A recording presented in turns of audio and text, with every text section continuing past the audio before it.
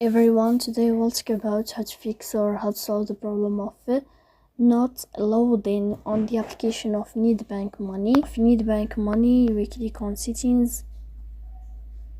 Here on this page, you will click on apps, default apps, app settings. On above, you can search about Nedbank Money and you will enter.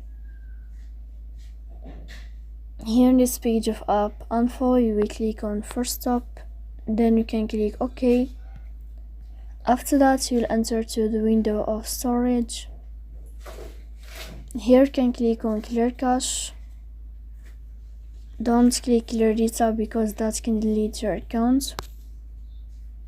In the end, you can go to Play Store, you will search about Nedbank app and then you can update your app. So please don't forget to support us by like and subscribe. See you next time in another video and thank you for your attention and your watching.